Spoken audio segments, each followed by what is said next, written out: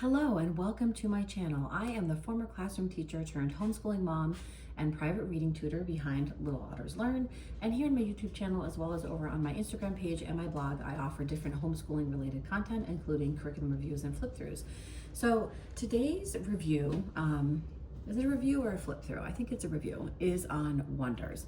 Wonders is a language arts based curriculum that was really designed for use in the classroom. It is published by McGraw-Hill. It is available for grades kindergarten through 5th. And what I like about this sort of resource is, though it is meant for use in the classroom, you can easily get copies, used copies on websites like eBay or Thrift Books for pretty cheap. I think I got each of these for maybe, $8 to $12, like that range. And they were in perfect condition, which actually, if you go on the McGraw-Hill website and you see exactly how much school districts have to pay for each of these individual texts and these supplementary resources, it sort of makes you say like, oh my goodness, because you're getting it for just a fraction of the cost.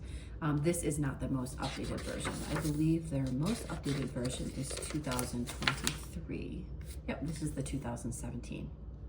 So again, this is kindergarten through 5th. I'm going to kind of walk you through some of these levels and let you know who I would use this for and how I adapt it for use in homeschool. So one of the things that's really nice about this is that, let me put this like this. Let me see if you can see, oh, not yet. You can see it here.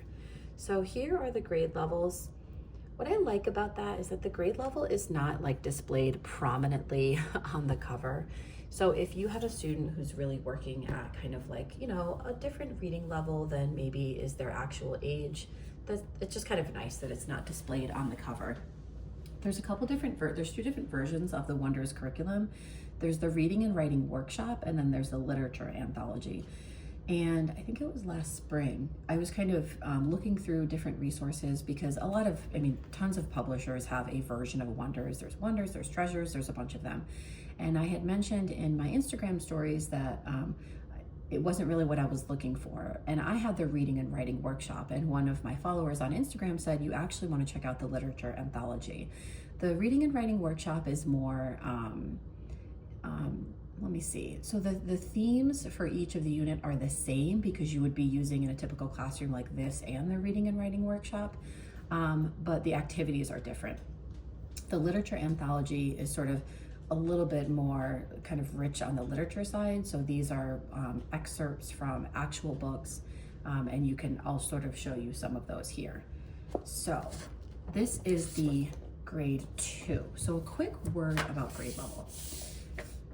While your child, and right now I'm sort of speaking from my experience as a trained reading tutor, while your child is going through your phonics scope and sequence in kindergarten, 1st and 2nd grade, I personally think that for the kind of lion's share of that time period, they don't need to be doing anything like this. They really should be leaning into their phonics scope and sequence, whatever program you use. We use UFly, Brain Friendly Reading, and alongside that program, they're going to be reading their decodables. You're going to be reading aloud to them plenty. You're going to incorporate, age and skill appropriate spelling and writing.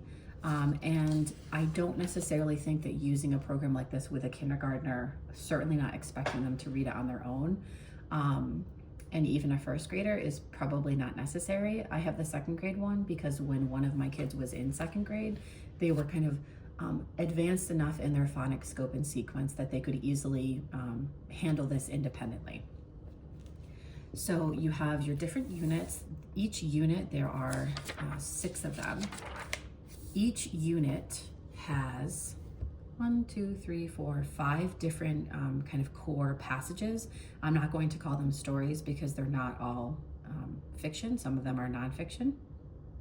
And they're all noted with kind of the content area that they are specific to.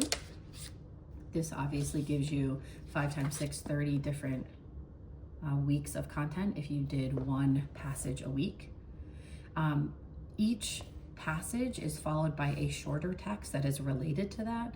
That is either like an expository information-based text, or sometimes it's a piece of poetry. So So you can see, again, this is the second grade one. You have friends and family, animal discoveries, live and learn, our life, our world, let's make a difference, how on earth. Okay, so I'm just going to sort of flip through one of the stories. You have very engaging illustrations. These are illustrations that are taken from the actual book that this is an excerpt of. You have essential questions here, which lend themselves to discussions. You have highlighted vocabulary words.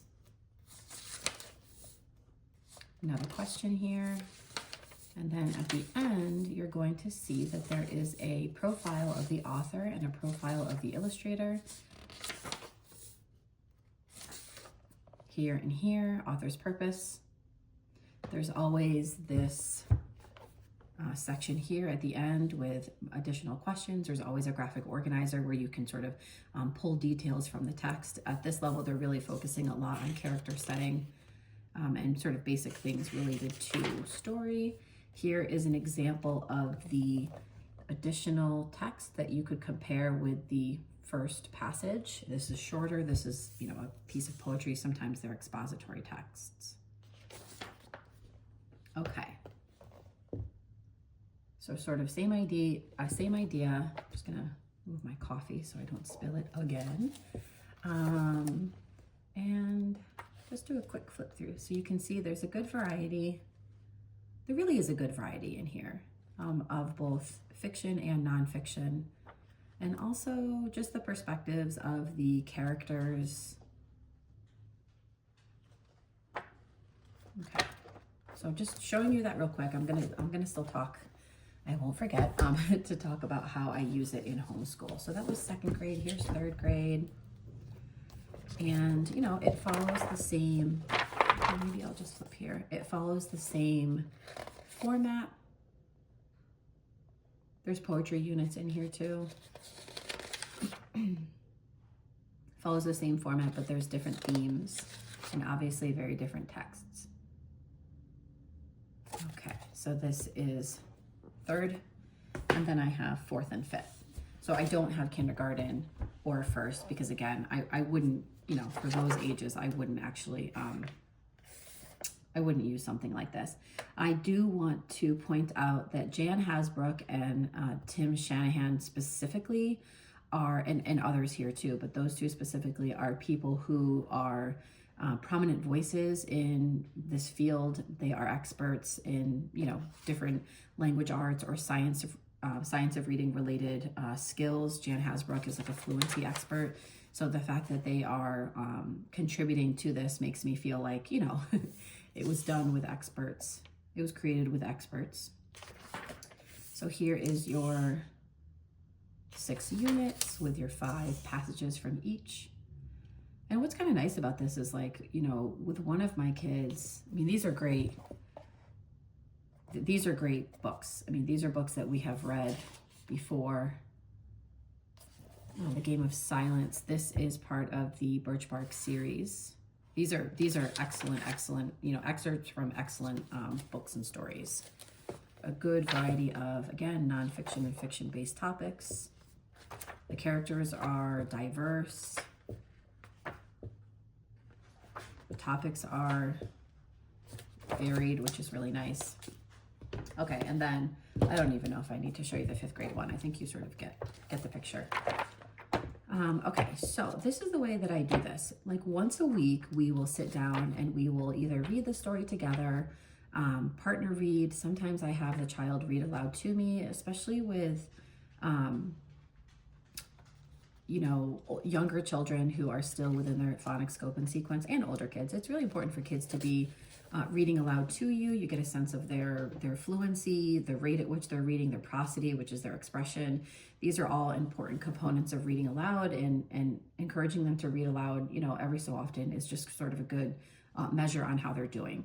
I have the younger one read aloud to me, and the older one, who is in upper elementary, definitely still have that child read aloud, even though they are, an avid reader, because you're getting a sense of, maybe they're tripping over a word, and you can, pronounce it with them, and they can say, oh yeah, that's what that word is. That's how that's spelled. You get a sense of if they're skipping words, if they're going too fast. Those are all just, again, good fluency measures. So we read it aloud together. You know, the older one or the younger one, they might be reading aloud a page while I'm washing dishes, and then I come back and read with them. We kind of mix it up week to week. We talk about the questions as we go through. We talk about the illustrations. Again, this is the 5th grade, so you can see that this is longer than the passages in the younger levels, and obviously the text is smaller. We talk a little bit about the author and illustrator. Sometimes we encounter an author that we have another book that was written by that author, or the same with the illustrator. So sometimes we'll run and get it. Sometimes my child will say, well, I want to read the larger book that this is a part of, if it's just an excerpt. Or we'll say, I'm really interested in this style. So we go on the library website, we type in the author's name or the illustrator's name, and we find other books. We request through our hold system other books by those particular, the author or the illustrator. I don't do much with this. And the reason why I don't do much with this is because I have a different way that I approach literature and novel studies with my kids. So I kind of skip this part. Occasionally I will have them do this written part, and then we most of the time we do these aloud. The text that is related to the main passage, again, this is usually a little bit shorter. We just chat about maybe on a second day or another day, or sometimes we skip it altogether. What I do is I have made this kind of wonders sheet for my kids. Let me see, is this in? Yeah. And this is what I do, like once we do this whole reading aloud together and we discuss, again, it's largely oral, I will have them fill out this sheet. I have 2 different versions of this sheet. Yeah, so this is the younger one. And the child is just writing the title and the author, they're drawing a picture, and then they're just writing like a sentence summary. Maybe this is they're doing this orally and I'm writing it down for them. Sometimes the child is writing themselves and then they rate it. How many stars would you give this? And then for my upper elementary student, I have a slightly different version where I'm expecting a little bit more. Again, the title and the author, but also the genre. The genre is always listed at the start of the story. So this is realistic fiction. Can have a little chat about, the type of genres and what are the characteristics of that genre.